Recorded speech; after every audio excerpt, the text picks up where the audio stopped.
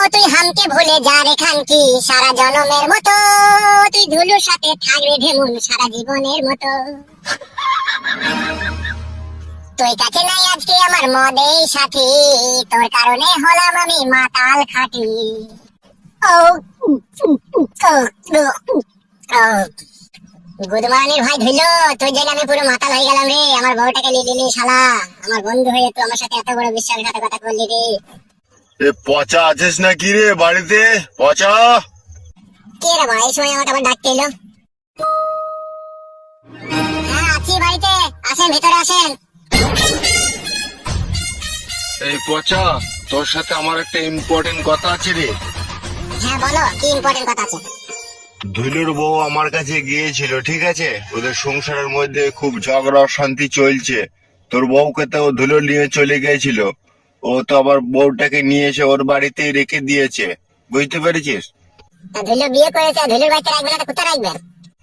এই খেপা, আমি তো সেটাই বলছি রে। হ্যাঁ বলো। তা ধুলোর বউ খুবই রাগারাগি করছে, ঠিক আছে? তোর বউকে বিয়ে করেছে বলে, ঠিক আছে? আমার কাছে এসেছিল, বলে তুমি এর একটা বিচার করে দাও, ঠিক আছে? তা আমি তোর কাছে এলাম আগে বিচারের রায় জানতে, তারপরে আমি ওদের বিচার করব।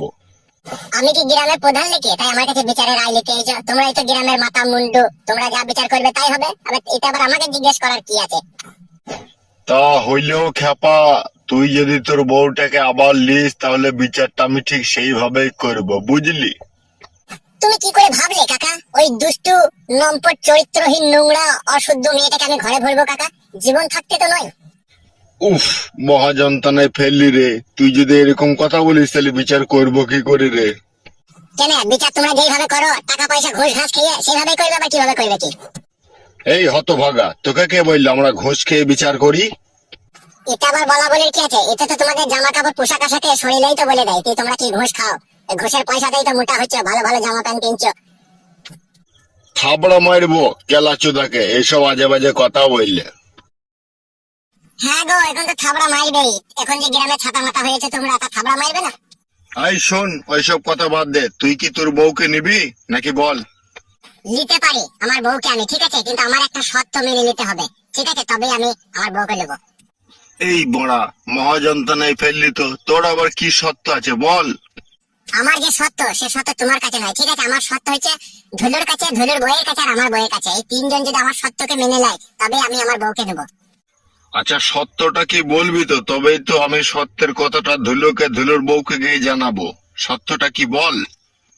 শোনো কাকা বাবু, সত্য হচ্ছে কি, ধুলে তো ধরো আমার বউকে নিয়ে চলে গেছে 3 মাস, 3 মাস ফুর্তি ফাট্টা করে নিয়ে চলে গেছে।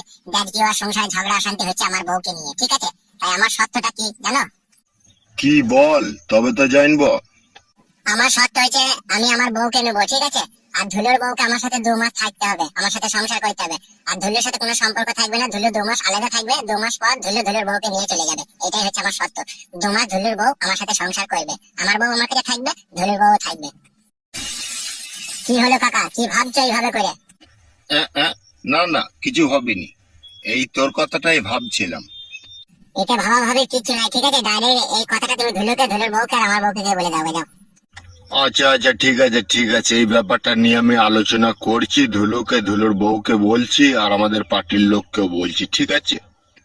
হ্যাঁ যাও বলো গা।